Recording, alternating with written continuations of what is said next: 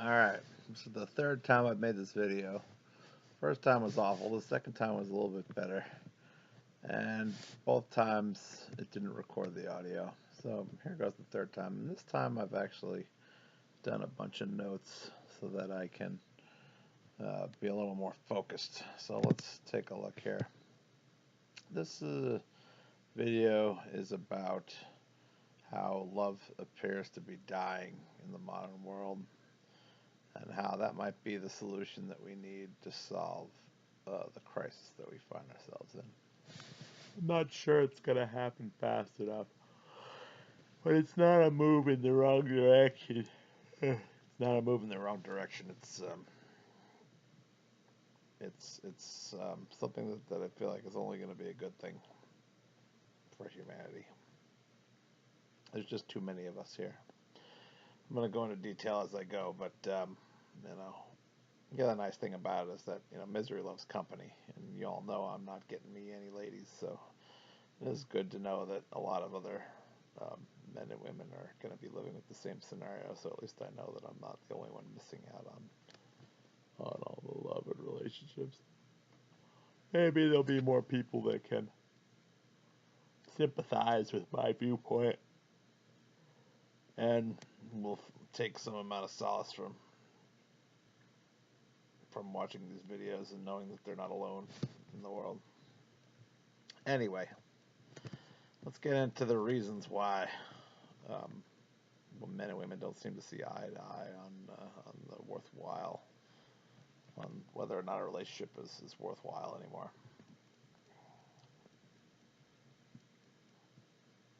Or that was a poor way of putting it. Let's just say reasons men and women don't seem to feel that love is worth their time. That's basically what I'm trying to say. So the biggest thing is obviously the internet. The internet has changed things pretty dramatically. I think things were a lot different before the turn of the century, or before the iPhone. Um, the biggest thing, of course, for men, and this, many people suspect this, and it's definitely a big part of it, is a lot of it's pornography. Um, it's not just that. You got OnlyFans girls, you've got social media girls, all the different reels with all these pretty girls doing various things that a lot of guys are watching. Not me. I kind of refuse to watch that stuff. But um, you got the AI porn, AI girlfriends, that kind of stuff. All this is kind of like plastering our eyeballs with lots of images of gorgeous women. And it makes you feel like they're everywhere, that beautiful women are everywhere, and that somehow we're missing out, and somehow they should be, gettable to average guys like us, because there's just so many of them. It feels like, that why can't we have one? It's hard to see all these gorgeous women and think, well, I can't have that because I'm not quite on that level. But these women are out of our leagues. Let's not get this wrong. Um, and we don't really interact with them in regular life very often. And when we do, we're not on our game. They stress us out. They make us feel inferior. We can't, it's hard to be confident around women that look that good. So, there's this, I guess, and the women that are sort of average looking, well, we don't pay attention to them as much because we're so used to, this sort of virtual version of a girl that we can get, that we feel like, why should we go out of our way to put a lot of effort into getting an average looking girl? It's a total lie. We're not really, in the old days, guys like us who weren't particularly exceptional would put a lot of effort out to get an average looking girl, but it just doesn't feel like that's worthwhile anymore, considering how many gorgeous women, we are able to see now versus what we could see before without, the aid of the internet opening this window into this world of,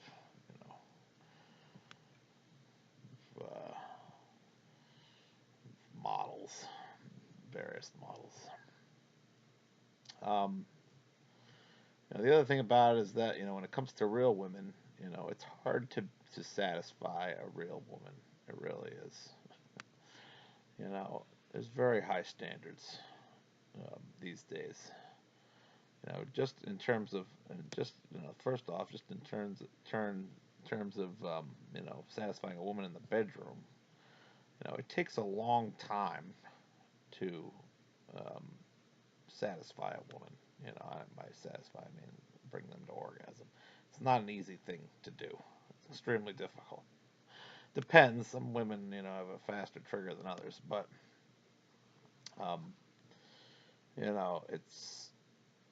it can be a daunting challenge, and in a lot of ways, it's like it feels like we can't win. You know, some women are unhappy because they never orgasm with the guys they're with, and some women are unhappy when guys try too hard, to get them off, and they can't.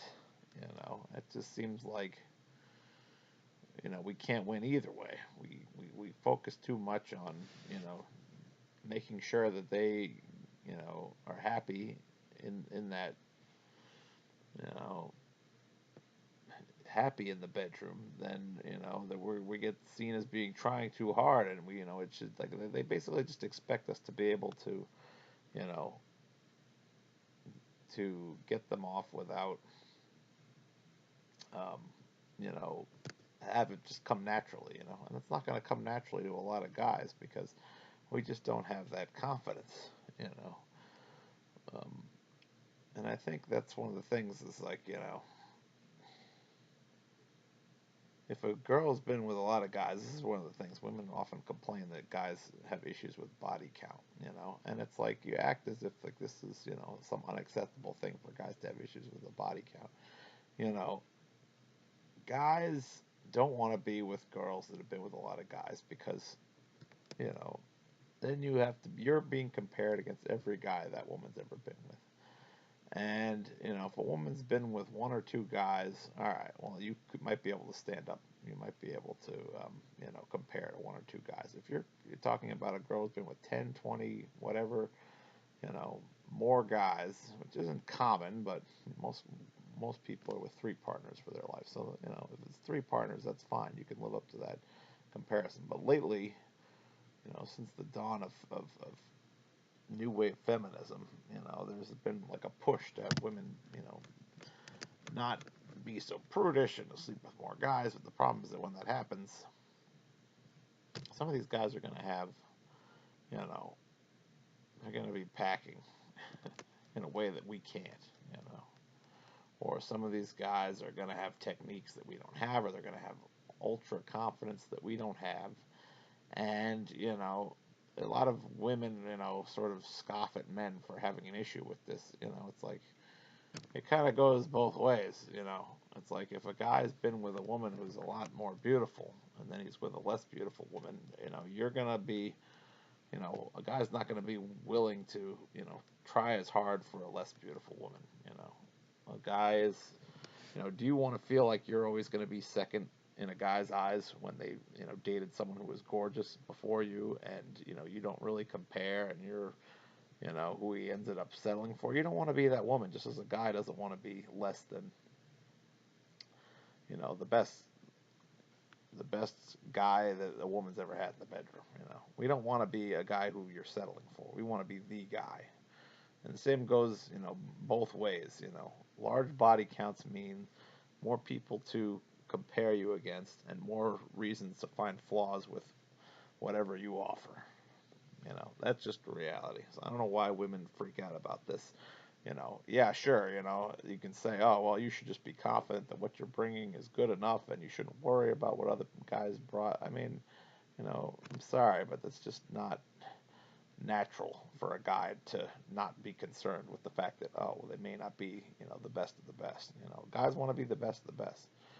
We don't want to think that in any way we pale in comparison to a former partner, and especially after we marry a woman, we don't want them to be thinking of a former partner when you're supposed to be committed to the relationship.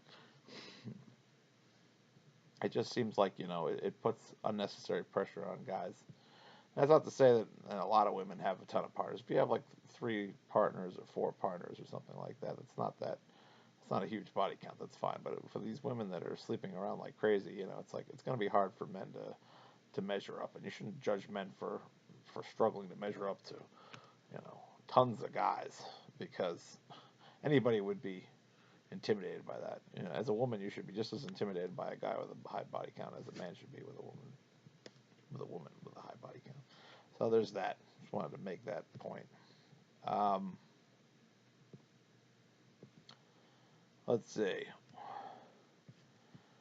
So yeah, I already mentioned that. Okay, so yeah, it's just for one, it's so much easier to, you know, to goon yourself rather than, um, you know, deal with the kind of social challenges of making a woman happy in the bedroom.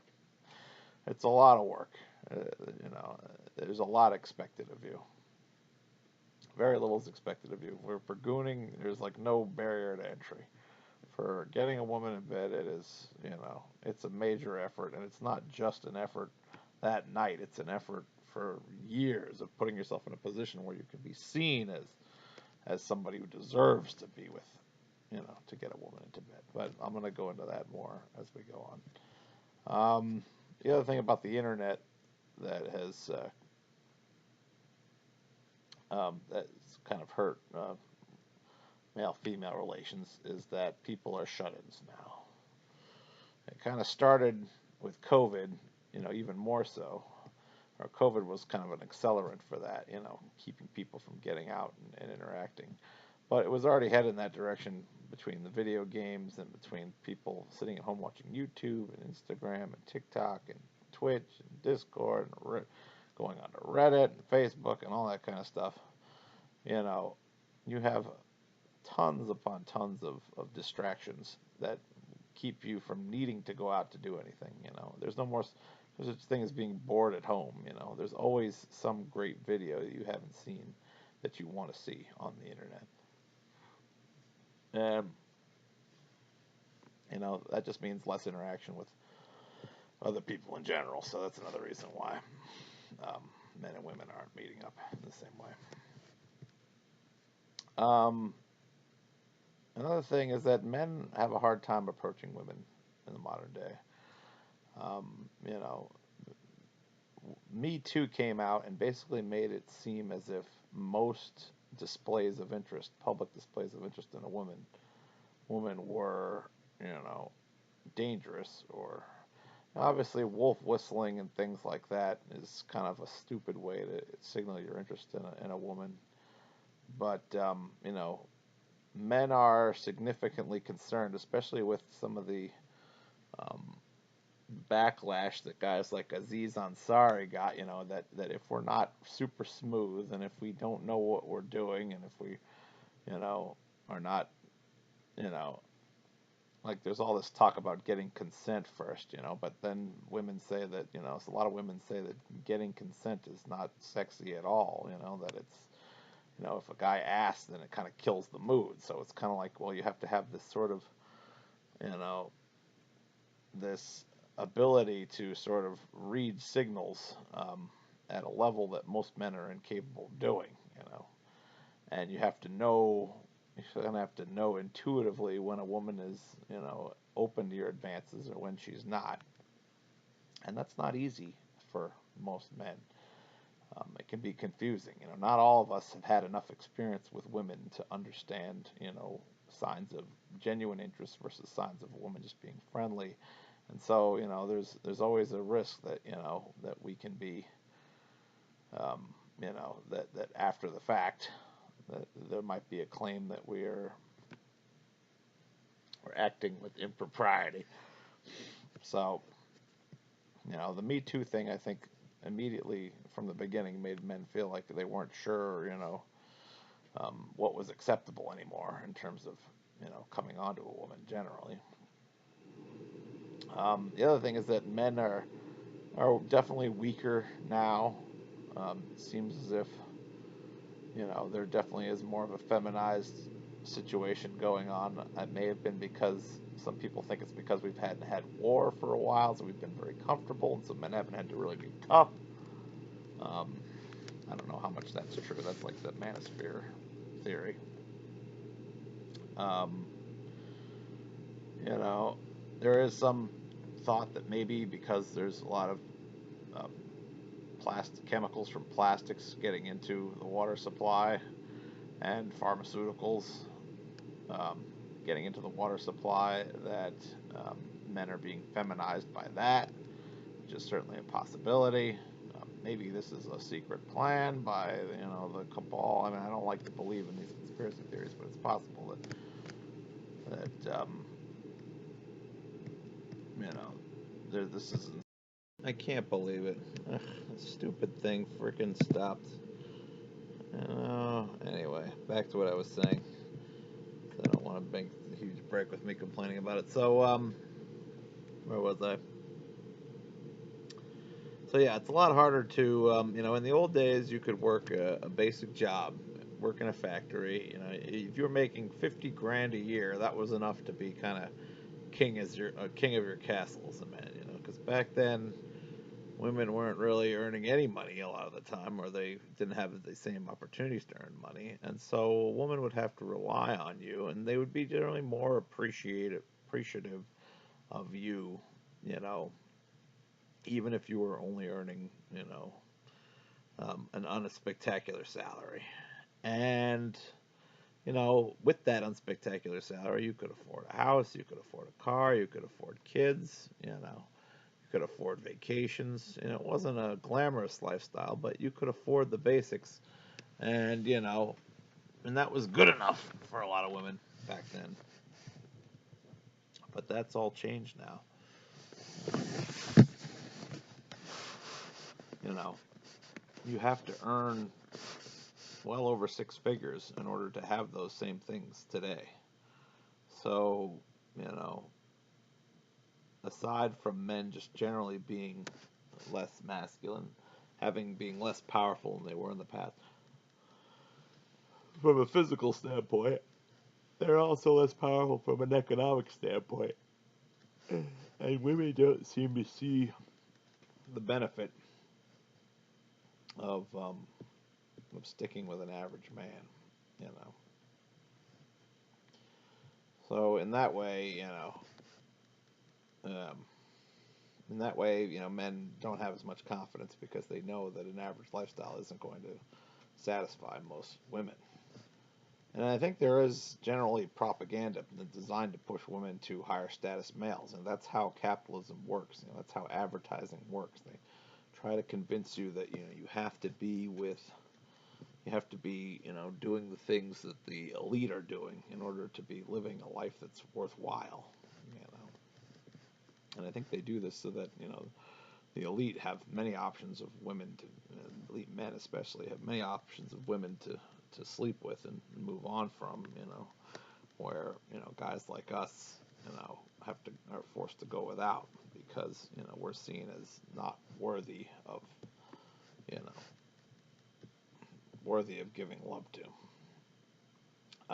Let's see. Many men also struggle these days even to move out of their parents' house, so that makes an approach seem totally impossible, obviously.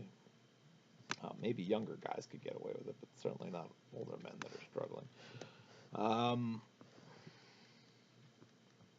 and women don't really want to be aggressors. They want men to still approach.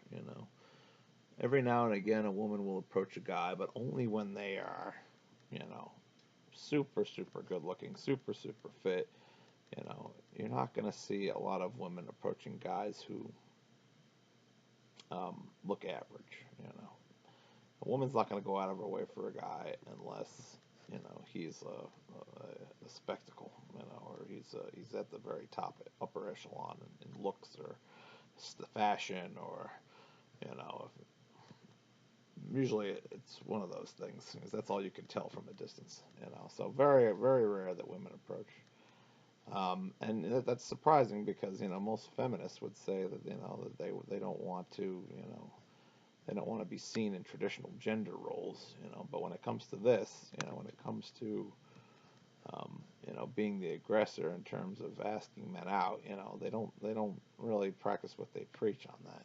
They just sort of still expect, as far as they're concerned, the prize is in their pants, and it's the man's job to, prove his confidence by being the approacher. If a man, if they have to approach a man, then it just shows that the man doesn't have there's no way for them to prove to themselves that the man is confident enough to be worthy of them. I think they feel it's beneath them. Most women feel it's beneath them to approach a man in general. Now, I have been approached mostly by unattractive women um, in the past, and I always try to, as nicely as I can, tell them I'm not interested. Um, but even with by unattractive women, I was only approached when I was in my best shape, and looked my best, So, and never was I ever approached by a beautiful woman. So, actually, that's not true. There was one woman who sat next to me one time. Um, yeah, I just didn't realize at the time that she was actually approaching. I should have known. But I looked pretty good when I was young. I was 23 and I was in the best shape of my life. So also I didn't even know she was approaching me. So I guess it does happen. But anyway, this is not meant to be about me trying to pretend to brag or whatever, because I know that doesn't mean much. All right. Let's see. So yeah, women need that male confidence of the approach to feel like they're getting anywhere, because they don't want to potentially approach a guy who has no confidence and find that out later. That's kind of like the initial judgment women use on men is if they are confident enough to be approached. So I don't think we're going to see women doing a lot of approaching going forward, unless the guy is really really good looking. Let's see. The other thing is that men, are more exposed to red pill thinking. And, a lot of this manosphere red stuff, pill stuff is just inaccurate. But some of it is accurate. I think it depends on the population, because some of the female population thinks the way the red pill men think they do, and some of them don't. So it's not, I think the part of the thing is that, they are right about a decent percentage of women, but not all women, and so it's easy to confuse that. But basically, the part of the red pill thinking that I think is right is that if you're not a particularly confident guy or willing to kind of play into the capitalist game of having the right clothes and having a high status job, or you know scheming your way to the top, then if you're a nice guy, then women just aren't going to be that interested in general. Some women will, but they're a minority. There's only so many women that want to be with a nice guy. Most women natural urge is to be with a guy who's I'm not going to say a schemer, but somebody who will get ahead at all costs. Women want to be with guys that get ahead. They don't want to be with guys who are satisfied with you know um, playing by the rules and um, you know and not moving ahead if it means that they have to screw someone else to move ahead. Women want a guy who has ambition to get to the top and won't let anything get in his way. For nice guys, we let our niceness get in the way of trying to get ahead. We don't want to be too forceful. We don't want to, um, you know, we don't want to overstep our boundaries. And we think that we're being considerate, but in the end, people take advantage of our kindness and they step on us, and it's the guys who step on the nice guys like us who usually get the ladies, not us. I'm not trying to say that that's universal. I'm sure there are women that go for the nice guys, but again, very much in the minority. We're not usually the kind of guys they're looking for.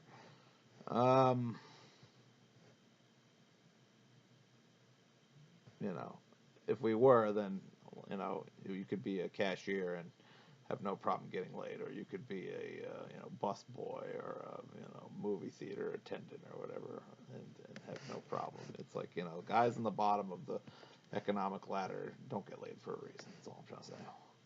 Um, let's see. So yeah, so for guys that aren't that type, like usually generally women the guys that get ahead are the ones that women generally gravitate towards when they're younger because they don't realize that those guys are just going to use them and move on. They think that they can get those guys and convert them into, you know, that women like to tame a guy. They like to tame a guy who's aggressive in the way I mentioned before. A lot of them do, anyway. Um, and maybe some of them will be successful with that. I'm not trying to say it's impossible. Some women can tame guys, or guys that might just be that the guy looks like he's a killer and ends up being kind of like a puppy dog deep down. And so I'm not trying to say it's impossible that women can't find those guys, but for the most part, most of the upper status males will not settle down with a woman unless she offers an awful lot. Most of them are just interested in bouncing around. And but a lot of times when women are younger, they're not particularly looking for a long-term relationship anyway, so maybe they don't necessarily mind that the guy is going to sleep with them and move on because they still get that experience of being with one of those guys. Um, and a lot of them also don't want to settle down because they're chasing careers, and that's fine. But at a certain point, if they've been through enough of those guys that they think they can tame and they can't, and they just start to realize that if they're going to have something more long term, they're going to have to go with somebody who's a little less aggressive than that. They'll have to go for the nice guy. And usually by the time they turn to the nice guys, they're nearing the end of their prime level of attractiveness and the prime level of fertility. They're usually getting into their 40s now. A lot of there's a huge uproar from older women about how can you not see the beauty in older women, and you know um, you know acting as if it's some huge slight to them that that older women are overlooked. And really what this is mostly about is just women getting to be older that are realizing, have a hard time realizing that the power they had when they were young is evaporating. You know, um, they're trying to rationalize that it's not that they're losing their power; it's that men don't appreciate them enough for the things that they've gained. But they can't. They have they're unable to admit to themselves that people don't give up power easily. And these older women, just can't face the fact that they are not as attractive in their 40s as they were in their 20s. Um, and so, because of this inability to accept, how their looks have, you know, are no longer able to get them what they want when they want.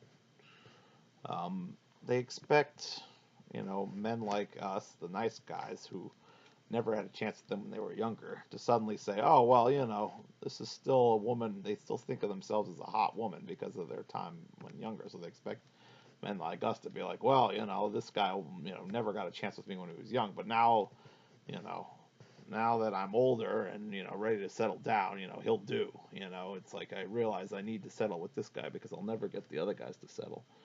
And, you know, there are some nice guys who will never have opportunities for women that beautiful when they're younger, who will say, sure, yeah, I'll settle down. I'll if they, they have to kind of accept, that these women have been with a lot of guys, so a lot of them, or at least the better looking they are, usually, more beautiful people tend to be more promiscuous. So, you know, um, so if a guy is going to accept this woman who wants to settle with them, he also has to accept that she's probably been with a guy who's, both better looking and better in bed than they are. Um, and he probably has to accept that, she's not going to, you know, she's sort of going to use him to have children, and then, won't particularly feel any strong loyalty to him necessarily, other than that maybe, you know, he treats her better than the cads that were dating her before. Um, and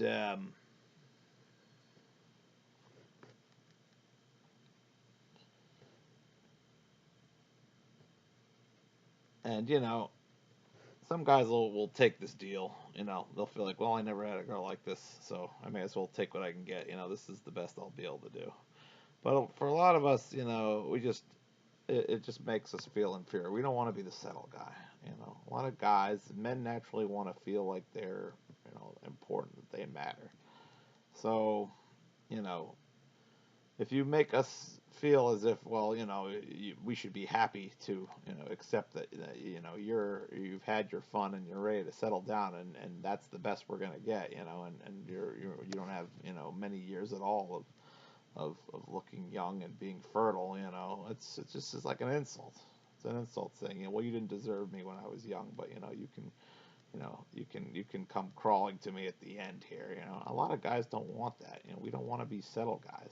We want to be guys that women love more than anybody they've loved in their life. Why do we want to settle for being the afterthought, the guy that was there to provide, but wasn't there when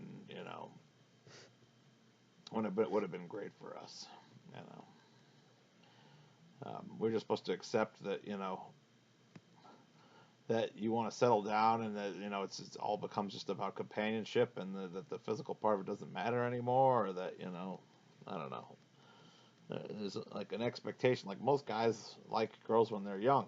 Some guys like older women, and so that can work for some guys. But most of us don't want to be with a woman who's not particularly attractive and is only with us because we offer stability and not excitement. That doesn't make us feel good about ourselves.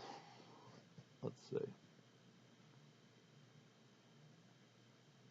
And it also makes it harder to have children with these women because, and if you do have children, there are greater risks for birth defects and things like that. So, I mean, just as men are not considered particularly attractive as they approach 40 and after 40, it's the same deal. It's like women act as if there's some major insults that men are ignoring women over 40. And women ignore men over 40, for the most part. You know, young women especially. It's like we're judging older women with the same lens that most women judge older men. You know, um, there's exceptions, of course. If a man has a lot of money, then things can change. But if a man doesn't have a lot of money, like a guy like me is not attractive to to most women who are significantly younger than me. So I don't know. Let me see. Let me continue here. Where was I? Also, there's always a possibility that someone who will have emotional trauma from past relationships that has to be dealt with. If you were to date a woman earlier on, you wouldn't have to deal with that. If a woman has children, you have to provide for the children. It's a major source of resources to take care of some other man's child. That's not something most men want to do. Most women are aware of that. Some men will want to do it, but it's a bad deal generally. Um, And the reason why men want to marry generally is to be with a woman who's young and beautiful so that they can sort of say, well, it's a trade off. It's like, well, I won't sleep with any other women, so that I can be with this one woman who I really, really like, while she's young and attractive, have kids with her, and appreciate her beauty, for an extended period of time. That's why most men, after women become, um, you know, get older and lose their looks to some extent, you can still kind of feel attracted to them as a person and still have a strong relationship. But it's hard to have that same level of attachment and attraction to a woman if you haven't been through that period when they were young and you know and you felt a strong physical attraction for them. It's like it's easier to maintain that attraction if it starts you know if it starts early rather than if it just comes upon you late, where you don't particularly have the opportunity to develop those memories of being with a young and beautiful woman. Okay. Let's see. So yeah, after that, it's like if a woman's coming to you older and she's not as attractive, then they're really primarily offering companionship and maybe help with affording rent or affording a place to live or whatever, or affording it's just and that's the major things that older women bring is companionship and an influx of money to help make life more affordable. But and that might be worthwhile for some men, but it's not going to be worthwhile for most men, I would assume. Let's see. Also, women have higher standards for men because there's a lot of empowerment slogans that sort of refuse to acknowledge reality. I've heard from another woman on YouTube that this was actually a technique that lower status women to kind of bring down women of higher status, but I'm not exactly sure about that. But there's sort of this says they never settle for anyone, they always say, and it's like there's just you know there's like I say, when people talk about older women, there's sort of this sort of idea that you should never have to compromise. You should always get what you want, and that just is not acknowledging the reality of what you can get. It's hard to find men who are interested to settle down with you when you're older. That's just the reality. No matter what another woman tells you, no matter what the feminist empowerment slogans are, that's just reality. Um, Women are no longer in a position where they need to rely on a man to provide, so the average provider is no longer particularly attractive. I talked about that earlier.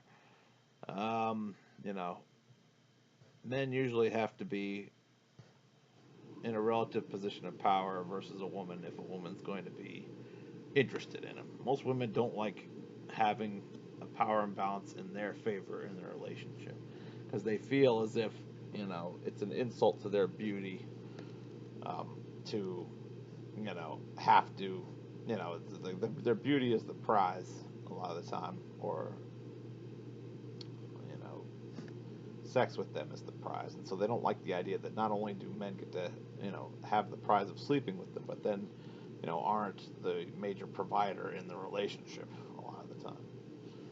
That's not, again, not 100%. There are some women that are okay with an imbalance, but it's a point of friction, I think, with these couples.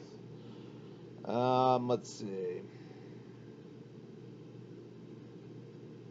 And it's hard to put yourself in a position of power with women who are earning a good salary because that means you have to earn more.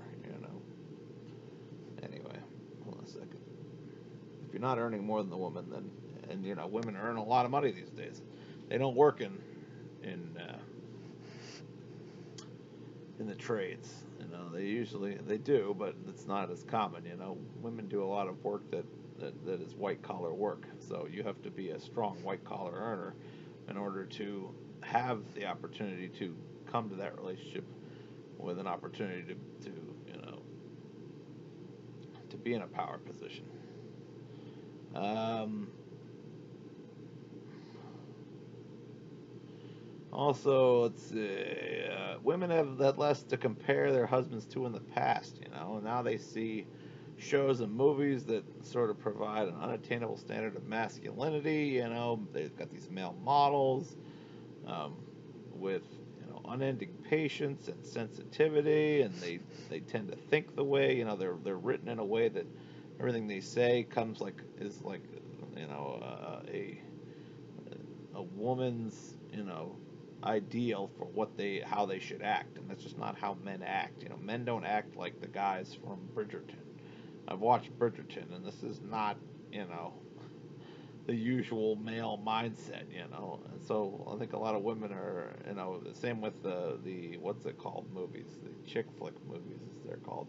They create these impossible paragons of you know feminine masculinity, that are model perfect and just don't exist. And so I think a lot of women, it's like then it becomes hard to compare with this fantasy that doesn't even really exist. But now it's within a woman's mind. So you got to compare to these kind of figures, these fantasy figures. And then you've got to also compare with these women are looking at influencers and who live a high life, lots of travel. They're presenting a lifestyle that may or may not be realistic, but it certainly looks as if their life is an adventure. That is not going to be the type of life that your average man can provide. Or they're looking at models, or they're interacting with celebrities. Now you can interact with celebrities a lot more than you used to be able to. Um, and their average husbands and boyfriends just feel boring by comparison because they don't offer that kind of luxury. They don't offer that kind of optionality. They don't offer they don't offer the lifestyle that women are seeing all the time and think maybe is becoming you know the idea of something that's normal. They start to think that's what's normal, is to have this kind of luxurious adventurous lifestyle that really is only attainable for people who are at the upper echelons of the economic spectrum. Um, then you've got the media influence, which as I said, kind of makes average men or men who are not of means look bad. Um, and also white men especially because of the identity politics. There's been a lot of there's a lot of uh, they're playing into a lot of these feminist ideas, like like the dad in the family is always a doofus, or young boys are always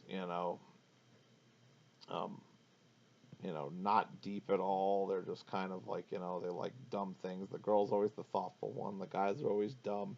See these insurance commercials with these young guys who are doing stupid things, and they always get into trouble and they look like idiots. And so it's like, oh, look at what an idiot, and they don't make fun of women the same way, So it's not always just white guys. It's like it's one thing's for sure. It's never black men. They never make fun of black men. They never make fun of brown men. It's always some kind of they did make fun of an Asian guy on one, so I guess that they still think it's okay to make fun of Asian guys. But there's this kind of like, you know, they're playing into, um, the anti-patriarchy um, theme, and it's just sort of your average white man is just seen as a joke now. It's even Timothy Chalamet, who was sort of the new model of masculinity, um, was a guy who had more feminine features. Women at first sort of fantasized that he was this sort of, like I said, sensitive, more feminine type of man that they could relate to better. And now that people are getting to know Timothy Chalamet better, now that he's had all the attention go to his head, he's acting like your average man does, and suddenly women are, turning against him because they're realizing, oh wait, this is just a fantasy we had.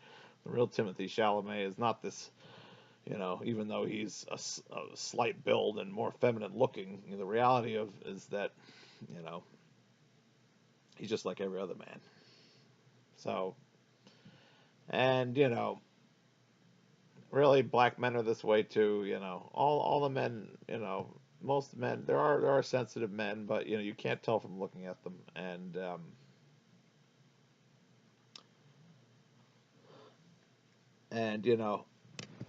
you can't judge all white men by, if you can't assume that all white men have the same beliefs, that they're all MAGA, that they're all red pill, that they're all manosphere. Every guy is different, and there's just been this sort of attempt in the media to kind of demonize your average white guy, and to prop up anybody who is LGBTQ or who's a person of color. And I'm not against that. I don't think that anyone should be demonized. Um, I suppose for a long time, black people were demonized and LGBTQ people were demonized, but there's no reason to turn the tables and suddenly, start to try to dehumanize somebody else, to try to bring them down, to bring somebody else up. That shouldn't be the way it goes. There's nothing wrong with white men, except for, European colonization and things like that. That was bad, but we are not those people, anyway. That's sort of going into the Trump stuff, which I shouldn't be supporting too much because I understand how that created a backlash with the MAGA people, but that's a smaller issue on this front. Let's see. I do think it's possible that as I said, the elite are kind of trying to route women away from average white men and towards themselves, because women never question, it's like, well, women might, have an issue with your average white man. They're not going to have an issue if you're a man of means, you're always going to be attractive. So they can kind of demonize the average white man, and meanwhile, women will never, you know, turn away the rich because, you know, they have means, they have optionality, that the average man doesn't have. But anyway, that's not to say that, again, not all women, but most women. Um, then you also have the manosphere, which is, and guys like Andrew Tate, which, and all this whole kind of network of attention getting anti woman videos that, that drive men away from women because, you know, these men that watch these videos, they don't want to look themselves in the mirror and realize that, um, you know,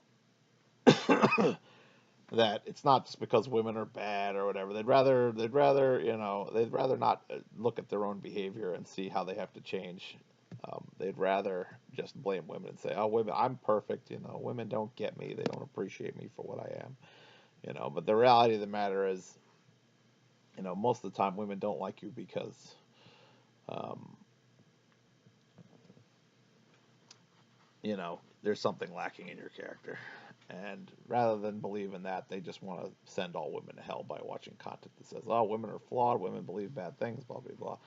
I'm probably echoing some of that manosphere content myself right now, so I can't totally say that that they're not right occasionally, but the way they cherry pick videos and the way they sort of put women in situations intentionally meant to look bad, it just it's lying, and most men shouldn't believe that stuff and shouldn't waste their time watching it because it's only designed to get views. It's not designed to actually um, help men understand how they can improve themselves, anyway, or how men can improve the way they interact with women. Another big thing is that there's less people are less religious. There's more secular people than ever.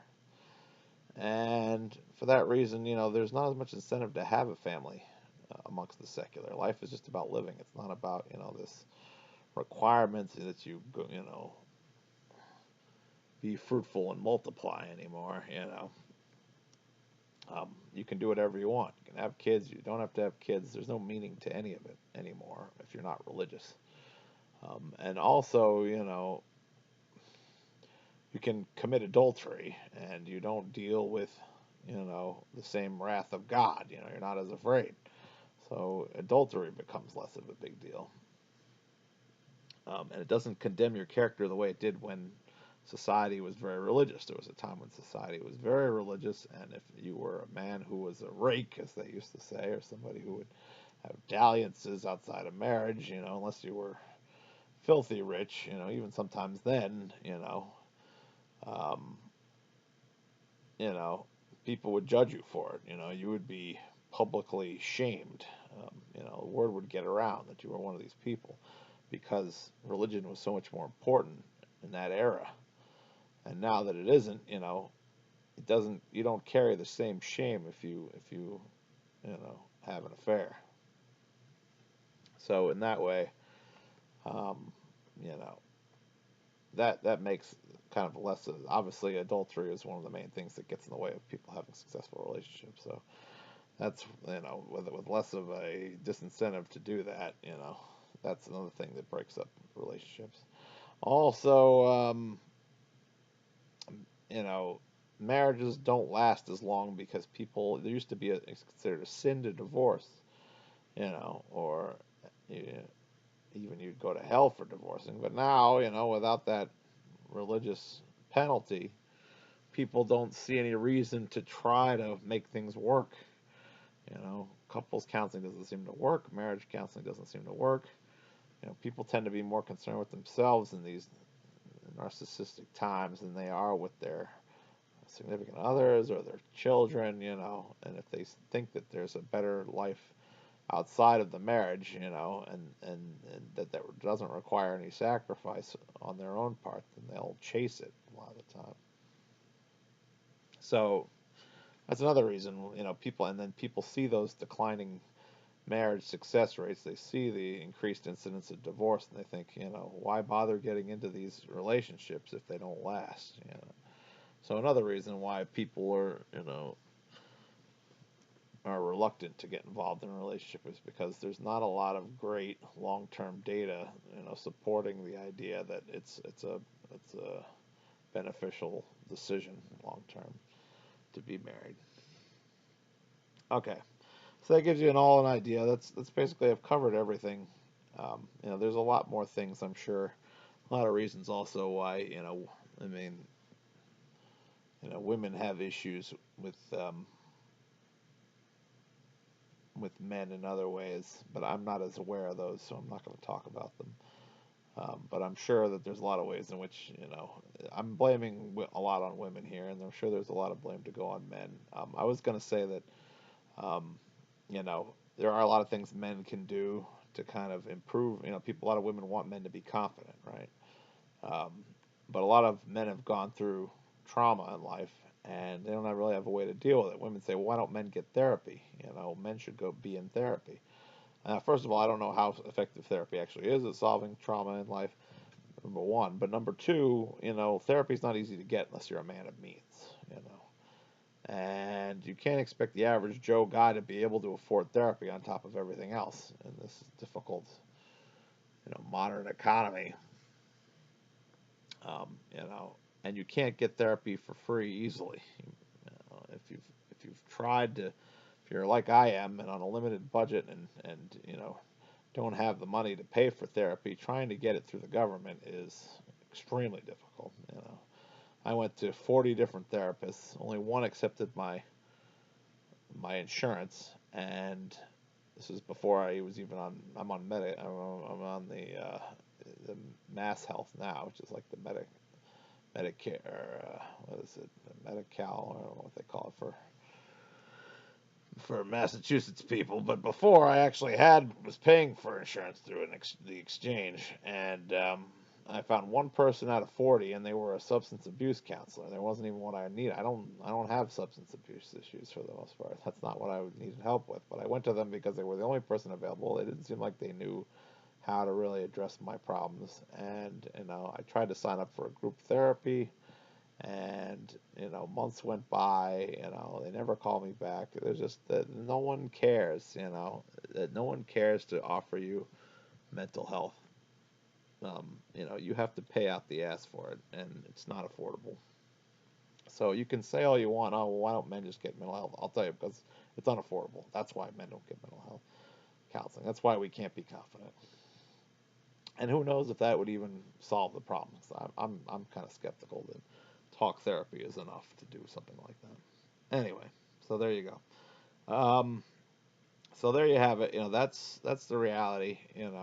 That's the reasons why men and women are at odds. Why less and less people are getting involved in relationships. Um, Now let's take a look at how that isn't necessarily a bad thing. We have a population problem. If you're like me, you believe capitalism is unsustainable, and we're approaching catastrophes thanks to climate change, eventually fossil fuel availability. So we're not always going to have, there is a diminishing supply of easily accessible oil in the world, and I believe we're getting closer to that, to a point at which it becomes less feasible to work with the economy um, than it used to be.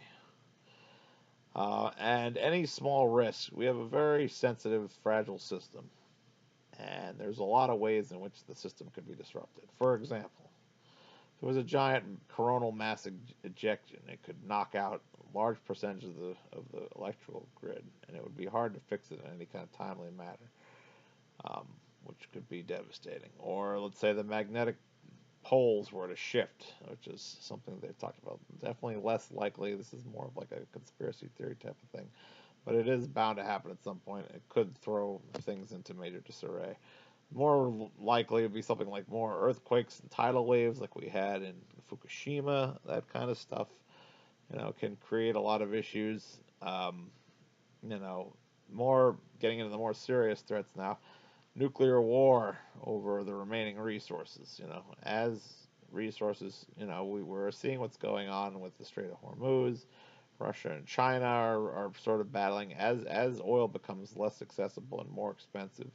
We're going to see more moves by major world powers to, kind of strategically position themselves in a place where they will have access to whatever remaining resources there are, and that could cause, some major um, standoffs and potentially, you know, um, you know, God forbid, serious nuclear war possibilities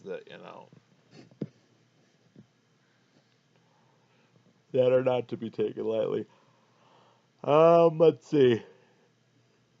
Is because of climate change, you've got mass migrations happening. That's already caused a lot of issues now because they've already been happening. But as people have less access to fresh water, it's going to be more people coming in, and that's going to lead to a lot of you know potential issues.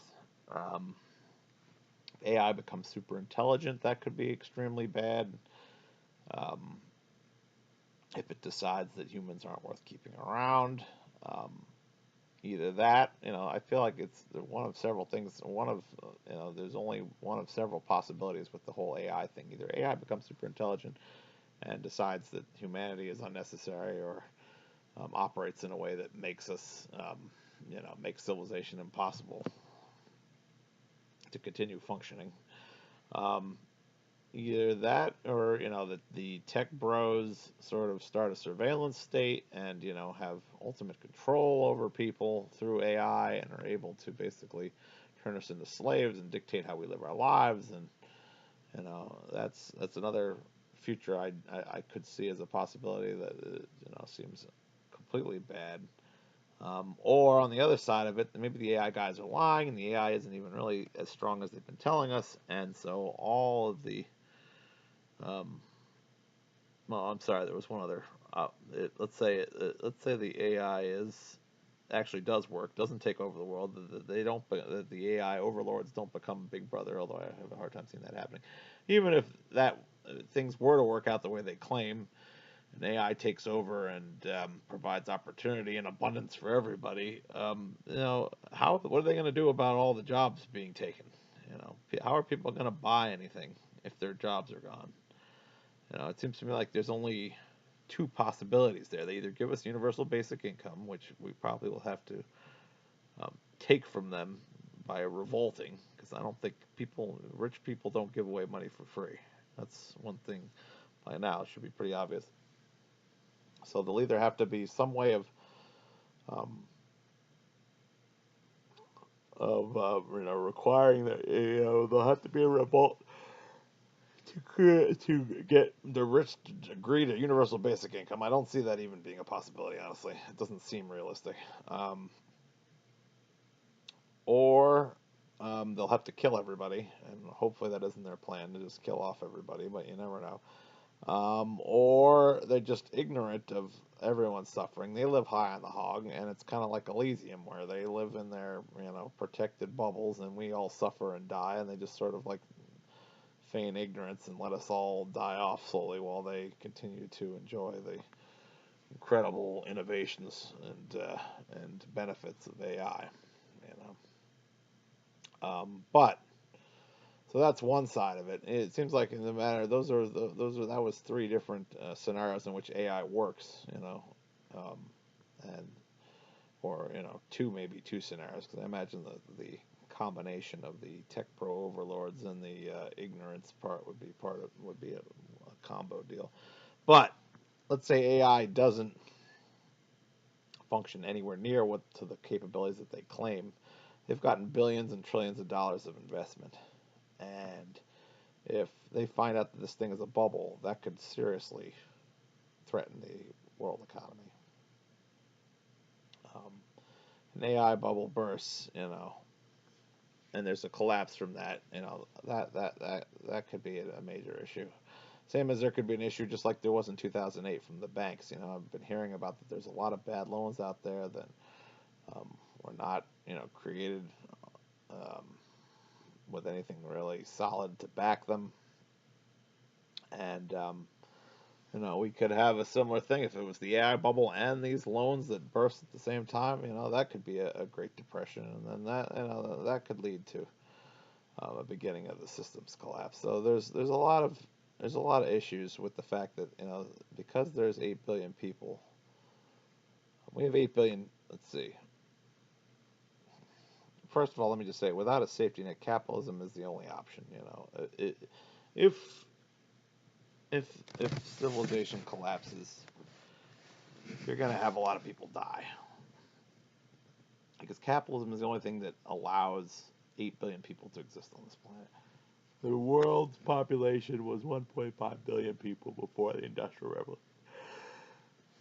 So if it's fossil fuel agriculture that was introduced by capitalism, by the Industrial Revolution, that keeps 8 billion people even remotely close to surviving, and really a lot of them aren't. But you have any major disruption like the ones I mentioned to the system, and if it's an extended disruption, you could lose 7 billion of those people easily. And I didn't go over everything that could happen. Obviously, there's meteors, or there's or all kinds of possibilities. Um, but we're putting ourselves in a position where if the systems we have fail dramatically, it'll be carnage, disaster, depression, suffering, um, PTSD like no one's ever thought was possible. Just 6 billion people dying is not something you get through, or 7 billion people dying. Not something you get through easily. Not something we should be even entertaining as a possibility. So, we need to get ourselves out of a situation where we have to save capitalism to save the people. We can't overthrow the system when we're dependent on it for survival. Um,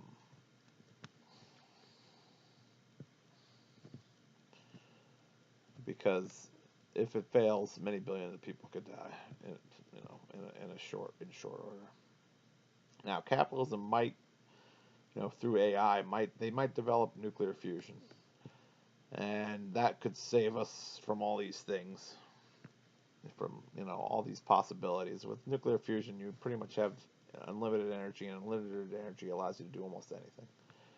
But I don't trust humans to wield the unlimited power of nuclear fusion responsibly whatsoever.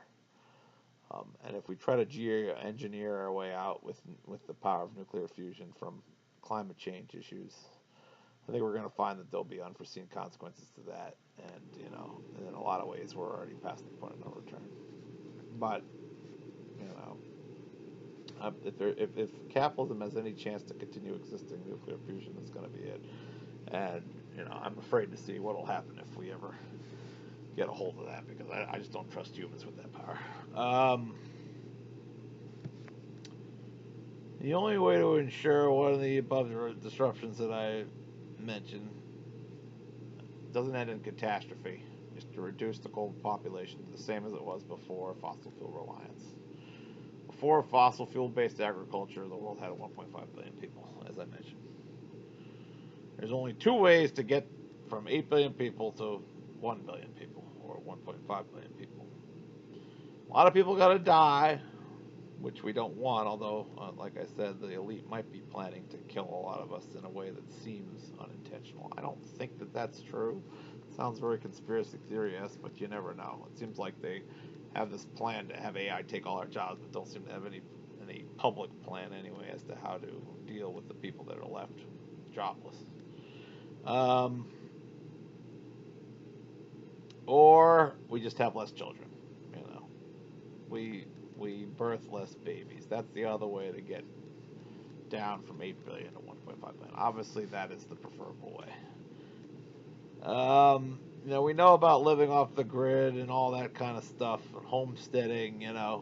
That would be another way to attack the issue. As far as it doesn't save us in the case of catastrophe, but it could lessen the impact of climate change. We all know that we're comfortable with our lifestyle as it is, with fossil fuels and civilization as it is. We're not going to do all the things that's required to stop climate change. So it seems like the more realistic option to stop those climate change and to reverse, the effects of what we've done, get us away from, or to get us. We're already past the point of no return, but to keep us as close to the point of no return, to keep us past the point of no return as possible, as close to past the point of no return as possible, we have to reduce the population. That's all there is to it.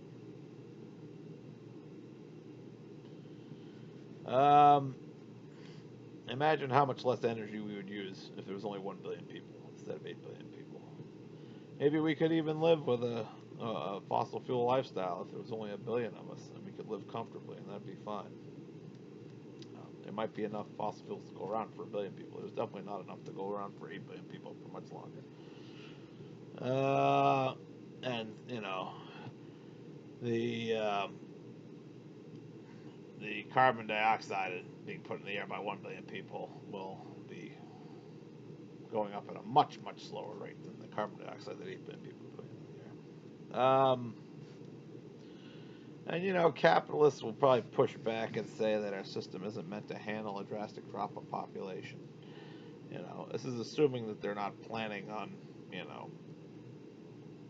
that isn't actually their actions and decisions that are directing us to become less interested in having relationships and kids. It's possible they're behind it all, but I wouldn't necessarily think that, because most of the time when you hear capitalists speak about the population issue, they sound genuinely concerned, and seem to stress that we need to, replace the population as well as possible. And basically, it's just delusional talk from elites that believe that their system can do no wrong, and that anything that stands in the way of growth is bad.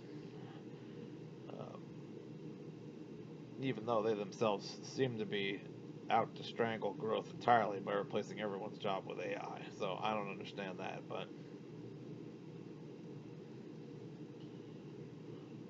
but we have to do a gradual drop off of the population, not a dramatic drop off in the case of a catastrophe. And it's going to create problems having, a pretty regular, a regularly gradual reduction in the population.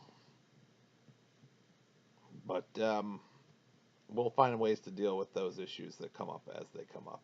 It'll be easier to deal with a piecemeal reduction, even if it stresses systems to some extent. That'll be easier to deal with than having everyone die.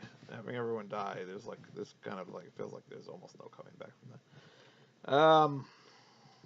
And I mean everyone. I mean like 7 of the 8 billion people on this planet. Let's see. Let's see. So yeah. So how do we do this? We stop congratulating couples for having babies. There's no. It's not an achievement to have a baby. Any two people could have a baby. Having sex is not a huge challenge. It doesn't say anything about you. Um, why are we congratulating people for this? This should be a thing of the past. We should be congratulating people for having one child or no children. You know, that's the noble thing to do, given the state of the world where it's at. I also like the idea of an economic incentive for having less kids. You have 0 kids, you get 100 grand. You have 1 kid, you get 50 grand. Some kind of thing to, so that unlike the punitive version of the one-child policy in China, this is something that rewards you for making the ultimate sacrifice of not having a child. This is what we need at the time, and it should be seen as a noble thing, even if there's no money involved. People should be given credit for abstaining from having children at this point. No one really is. They're just seen as failures, which is the opposite of the way things should be.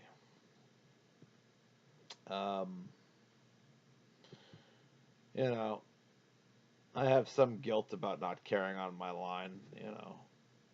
Some of my genes will go on through my niece, but otherwise, um, you know, I'm the end of a very long line, and I feel like in some ways I'm letting my ancestors down. But I'm okay with that as long as you know I see it as my sacrifice will be for the greater good. Maybe humanity will have a shot if we can just get enough people to agree not to have children and get the population down to 1.5 billion people or less. I'd rather make the sacrifice for humanity in general than not make the sacrifice for the sake of my own genes. Because as far as I'm concerned, it's pretty arbitrary. And my genes versus humanity in general, I'll give humanity a shot. Let's see. Even if it means that my genetic line is over. And even if that goes against my biological imperative to spread my genes. So yeah, let's stop congratulating couples for having babies. Let's start lauding people for not having babies.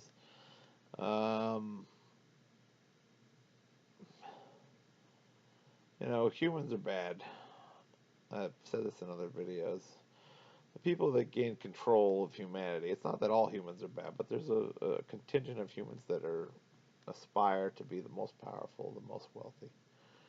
And they take control because the thing about people that are, have strong aspirations to power, they don't let any rules get in their way, as I mentioned before. They're willing to cut corners, they're willing to cheat, they will do whatever it takes to get there, and they usually do. And the rest of us who want to play by the rules and want to be nice and want to believe that life can be, that we can live in an egalitarian society, you know, we lose in the end. We lose to the people that know how to scheme, the Machiavellis, the Donald Trumps,